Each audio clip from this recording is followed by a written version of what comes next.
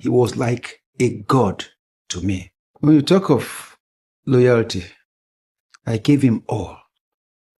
I loved him so much. My relatives, my siblings, my father, my mother, everybody meant nothing to me.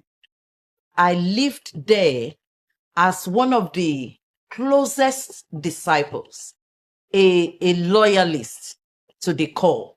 I was very close to him. I was just like the number 2 in the synagogue church of all nations. There are certain things he told me personally that I know many of the disciples never knew. He knows exactly what he wanted to achieve. He had special interest in the Oyibo, the whites. I'm not surprised that God is using a black man. Never ever have I seen the power of God manifest like it's here. The greatest in the Pomp Synagogue Church was when the foreigners started coming. This was strategic, and it was planned. I just got a confession to make that I want the whole world to know. In the past, I've always hated blacks. I really hated them.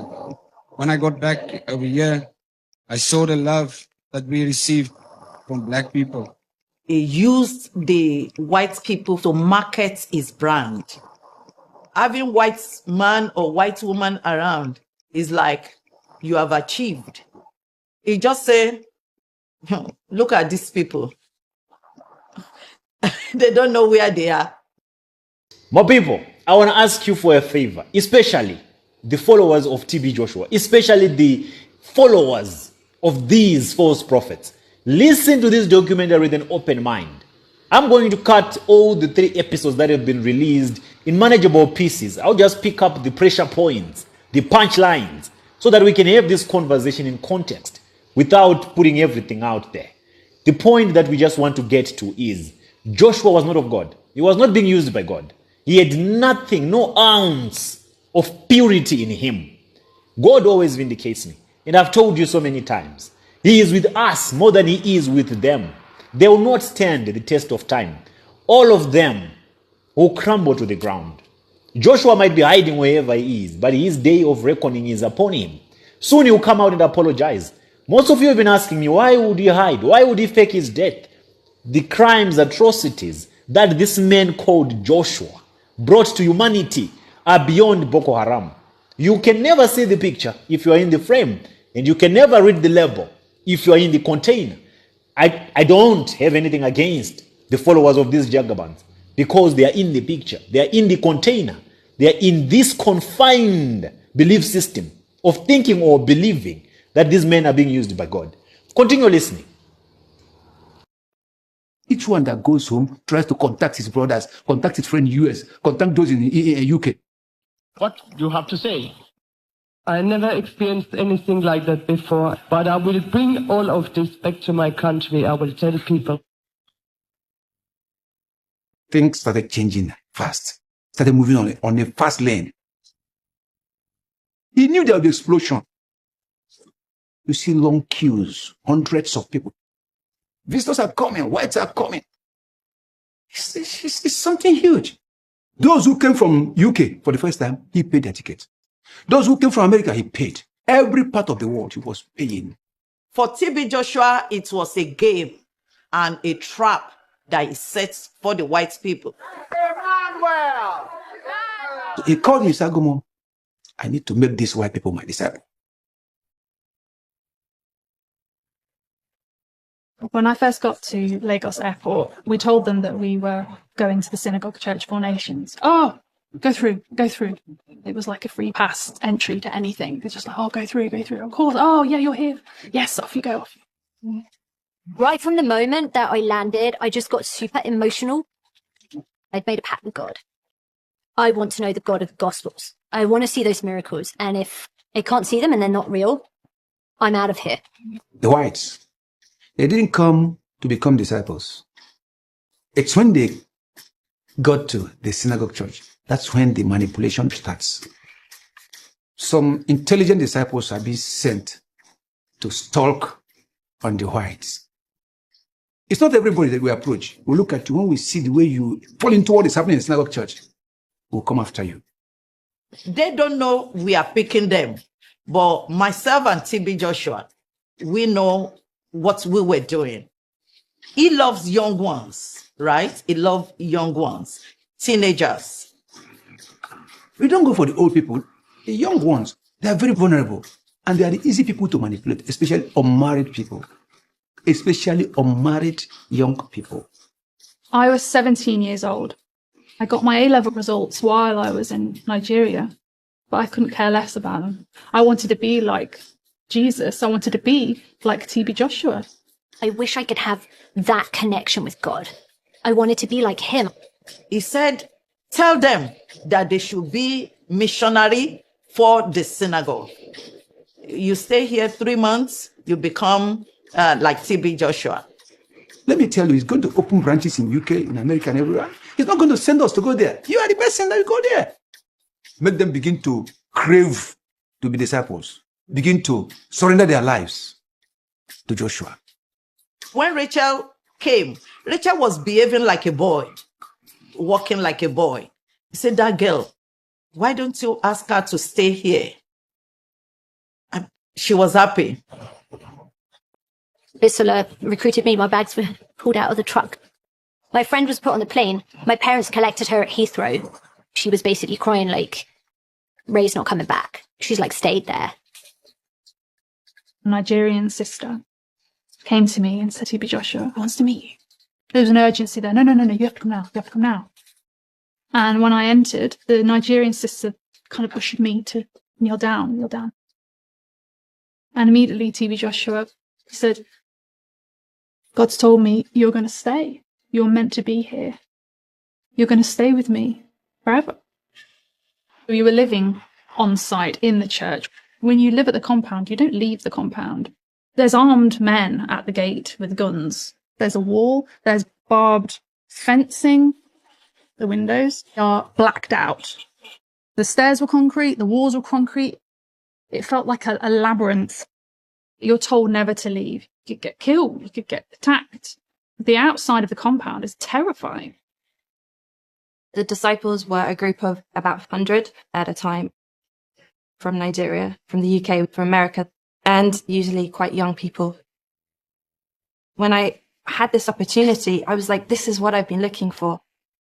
This is a prophet who has been called by God. God speaks to him directly. He'll be able to guide me in how I can live my life.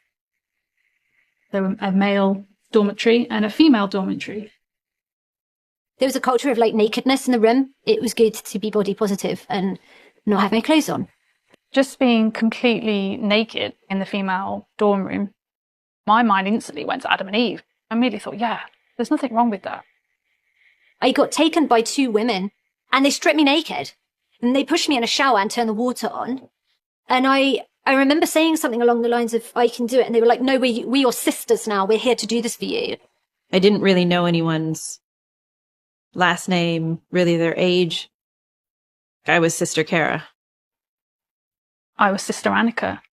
That was immediately encouraged to see each other as family. You can be tempted by your friends, father, mother, sisters. The kind of friend you are having, they are the one leading you to do evil. We try to persuade them to willingly separate from their people, to willingly stop that constant communication with their homes. You couldn't contact anyone outside. I didn't have my own cell phone. We didn't have really access to our own personal email. We didn't have our passports. They held them for us. Say my past is over. Your past is over now. Every relationship you have in this world, you have to cut them off. He makes sure you do that. You have no other family. Your family is TB Joshua. Jesus used to say to his disciples, leave your father and mother and join me. That's what we had all done. We had left our families. I suggest to any mums and dads out there who've got kids like mine, bring them to the Synagogue Church of All Nations and let the Lord move in them. When I first arrived, it was only a couple of days that I started hearing disciples calling him Daddy. We all called him Daddy. Everybody called him Daddy. He tried to like look after us and we would all call him Daddy. I thought it was a bit odd, but I brushed it aside. I dismissed it. I can't really look back and say that my childhood was really happy. And he seemed to be really caring towards me and different, like a really warm and friendly guy. He had like this office which had a cupboard in it, but I had a whole bunch of like imported sweets. And he kind of used these as like little treats for people, almost like we were kids. He'd always sit on a swivel chair, and sometimes he'd push off the wall and go, wee! And everyone would go, oh, he's so silly. We'd revel in that. Oh, silly Daddy. It's like you're in this kind of perpetual childhood state because he also treats you like a child. And he calls you a child. There was this kind of like regression that took place. Just like giggle like a kid and stuff. It was so strange. I want to be just like Prophet Joshua. Oh, you say you want to be just like Prophet Joshua. Glory be to Jesus. Hallelujah. I was 17, but I felt like a 12-year-old, like I was very young in terms of understanding of the world. I remember just feeling like I feel at home. Like I felt these kind of warm sensations. It's just manipulation, just trying to manipulate them. And that's exactly the way Joshua does it. Brainwash them with good words, with love. Already I know there are some people who are saying these were bought actors. These were paid to come and testify. You can't pay everyone, my people. Not everyone has a prize. These are people that had an experience with TB Joshua. These are people that are coming out to express what they went through in the hands of your so-called holy, philanthropic, loving, spiritual father called TB Joshua. Now tell me, draw a line. Is there any difference between TB Joshua and Boko Haram? Tell me if there is. Oh, he did this to orphanages. Oh, he was philanthropic. Oh, he preached love. Oh, that was a facade, my people. Oh, that was a cover-up. The dude knew what he was doing. This is bad. It's sad. And it's not only Joshua that is doing this. All of them, they are involved in these cults. It's our sisters, our daughters, that are on the receiving end of all these atrocities. That's why I always discourage you to finance these shrines. Every time you give money to any of these prophetic shrines, you are literally unconsciously becoming an accomplice to all these atrocities. Without your money, they wouldn't have the power and the influence to destroy lives as they have been doing it or as they are doing. Think twice, my people. More episodes are coming. We'll bring them for you, for your analysis. At the end of the day, it's the flock that we are fighting for. We don't care about Joshua. We don't care about the rest of these Draculas, these bomboclats. We care so much about the church, the body of Christ. The mostly affected are women. And they are the main target of these agents of darkness. He was a man of love. He was philanthropic. To hell with his philanthropy. And to hell with his messages of love. This man was diabolic. Take it or leave it. Get out of here if it offends you. Too gullible for nothing, man.